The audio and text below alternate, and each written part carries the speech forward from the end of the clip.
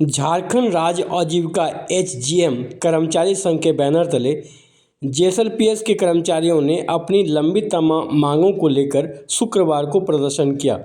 हरमू के पटेल भवन में आयोजित सम्मेलन में आगे की रणनीति पर विचार विमर्श किया। इन लोगों की मुख्य मांगों में समान काम का समान वेतन, सभी को सेवा स्थायी करने सहित कई मांगे हैं। बीएलएस से 31 मार्च 2025 में एमओयू समाप्त हो रहा है। इससे जेएसएलपीएस के 105 कर्मी सड़क पर आ जाएंगे। ये लोग कहां जाएंगे? जेएसएलपीएस की परियोजनाओं को जमीन पर उतारने में इन लोगों की महत्वपूर्ण भूमिका रही है। इन लोगों का अब उम्र भी नहीं रहा जो दूसरी नौकरी मिलेगी। इनके साथ ही बहुत ही कम वेतन भी मिल रहा है। इन लोगों का कहना है कि एमओयू समाप्त होने की स्थिति में राज्य सरकार सभी 105 कर्मियों को अपने फोल्डर में समाहित करे। वहीं कर्मचारी यूनियन के अध्यक्ष सुनील कुमार शाह ने कहा कि इन लोगों की जायज़ मांगों पर राज्य सरकार अनदेखी कर रही है। आज सम्मेलन में इन लोगों की समस्याओं पर विचार विमर्श हुआ है। हम लोग सीएम हेमंत सोरेन से मिलकर इनकी समस्याओं को रखेंगे और समाधान की मांग करेंगे। हमारे भी भविष्य का सवाल है। हमने इतने दिन अपने काम को दिया और हमारी कोशिश हमेशा रही कि हम बेहतर से बेहतर काम करके दें और हमने इसके लिए विभिन्न हमें सर्टिफिकेट वगैरह से भी प्रदान किया गया है। और हमारी यही है कि जो 2025-31 मार्च तक जो एमओयू खत्म हो रहा है बीएलएस से, तो उसको देखते हुए हम जो 105 कर्मी हैं, हम लोग अभी अनएम्प्लॉयड हो गए। मतलब हम लोग को समझ में नहीं आ रहा है कि हम लोग कहाँ से शुरू करें, कैसे आगे बढ़े क्योंकि सब लोग का उम्र भी अब समाप्त होने की कगार में है। कुछ लोग इसी पर डिपेंडेंट रह गए हैं और कंटिन्यूअसली ये एमओयू चलता जा रहा था। अचानक से ये एमओयू एक साथ बंद होने के बाद हम लोग के लिए बहुत बड़ा चुनौती है। हमारी जो मुख्य मांगे हैं, क्योंकि हम लोग सभी जेएसएलपीएस की जितनी परियोजना जो है वो धरती पे आती हैं, वो उनके सभी कार्यों में हम लोग आगे बढ़ के हिस्सा लेते हैं और उनको कार्य को पूर्ण भी करते हैं। हम लोग यहाँ पर 14 बीएलएफएम या जीएम ब्लॉक हैं, जिनमें आप देखा जाए तो मैक्सिमम जितने भी ये 14 ब्लॉक है, अपने ब्लॉक में अपने जिले में एक अच्छा कार्य करती है जेएसएलपीएस के लिए, आजीविका के लिए, और वहां पर आजीविका बढ़ाने में मदद करती है जेएसएलपीएस की। लेकिन अभी हमारी जो सबसे बड़ी मुश्किलें हैं वो जो 31 मार्च 2025 का जो लेटर है, जो निकला है कि जो हमारा एमयू खत्म हो रहा है, हमारी जो है सबसे बड़ी इसमें दिक्कत ये है कि हमारी उम्र भी नहीं है कि अब हम आगे की और कोई नौकरी ढूंढ पाए। और दूसरी बात है कि हम लोग इस पर ही डिपेंडेंट है, क्योंकि हम लोग को जानते थे कि आने वाला दिन में हमें इनमें संयोजित किया जाएगा। लेकिन एक बार बात भी हुई थी, मौखिक रूप से हुई थी, लेकिन इसमें कोई लिखित नहीं था। लेकिन अभी तक ना ही हम लोग को उसमें मर्ज किया गया और ना ही इनके बारे में बताया गया। और यहाँ तक कि हम लोग की सैलरी और बात जैसे हमारी एक्सपीरियंस के अनुसार जो सैलरी हमें मिलनी चाहिए वो नहीं मिलती है, जितनी सुविधाएं बीपीएम को मिलती है।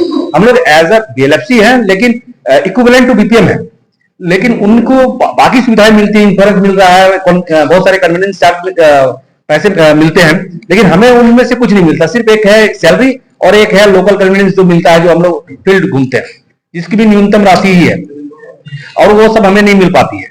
तो हम लोगों का कहना है कि भाई आप ठीक है एमयू हम लोग खत्म करें, तो भाई हम लोग 105 के विचार करें, और नहीं तो हम लोग को कम से कम अपने फोल्ड में लें, क्योंकि आपकी सभी को जानते हैं कि 2026 में एनआरएलएम का सेकंड फेज आएगा। तो भाई सेकंड फेज आएगा, उसके बाद आप एक साल से पहले हम लोग को तो एमयू खत्म कर रहे हैं, उसका सेकंड फेज आएगा तो आपके जितने भी स्टाफ है वो तो जहां पर है वो तो अच्छे रथी पे रहेंगे, हम लोग तो फिर बेरोजगार हो जाएंगे। तो हम लोग का है कि आप जिस तरह जोहार का है, एमकेएसपी, उनके जो और भी प्रोजेक्ट है जिनमें बहुत सारे उनको मर्ज किया गया है हमारे सुनील भैया के ये से महासंघ की वजह से। तो हम लोग भी चाहते हैं कि आज हम लोग इस सुनील भैया के साथ जुड़े हैं, तो हम लोग भी चाहते हैं कि हमारा भी जो है इनके साथ मर्जर हो। और हम लोग आज झारखंड राज्य एचजीएम कर्मचारी संघ का जो पहले से गठन है, आज इनकी प्रथम राज्य सम्मेलन है। इस राज्य सम्मेलन में जो इनकी मुख्य मांगे हैं, ये लोग पहले जो जेएसएलपीएस है, जो ग्रामीण विकास विभाग झारखंड सरकार के अधीन, इन लोगों ने 10 से 12 वर्षों तक एमयू के आधार पर इन लोगों ने काम किया।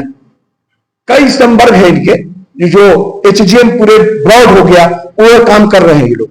वहां पर जो JSLPS में ग्रामीण विकास में, जो ग्रामीणों में, जो ग्रामीण क्षेत्र के विकास के लिए जो कार्य, जो विभाग, जो JSLPS का संरचना हुई है, उसके अधीन लोग काम किया तन मन से 10-12 वर्षों से। आप देखेंगे कितने महिलाएं काम कर रही है।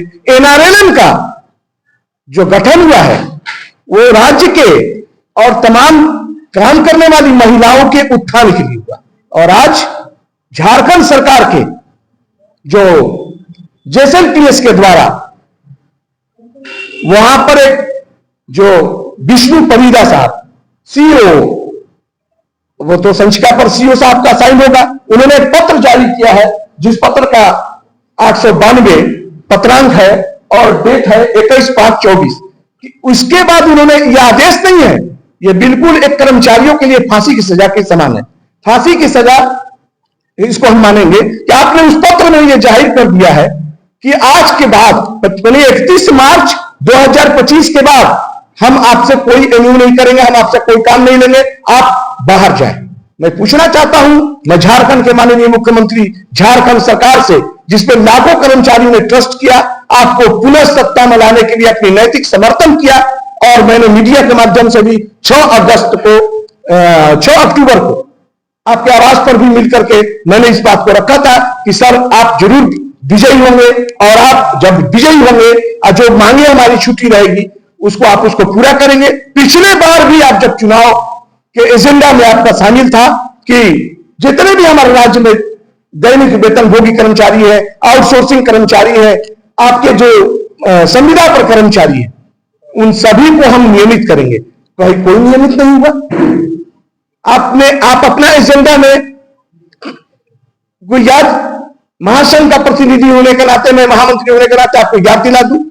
और आज तो आज नियमित होने, अस्थायी समायोजन होने, मांगे पूरी करने में देर हो सकता है ये सरकार के स्तर से, लेकिन आप ये आदेश निकाल दिए कि 105, 110 इंप्लॉइज 10 से 12 वर्षों तक एक DPM स्तर के अधिकारी लोग हैं, और उनको आप कहते हैं कि 31 मार्च के बाद हम कोई काम नहीं करेंगे। मैं पूछना चाहता हूं झारखंड सरकार से कि 31 मार्च 2025 के बाद ये लोग क्या करेंगे, कहां जाएंगे, कौन सी व्यवस्था है इस लोकतंत्र में?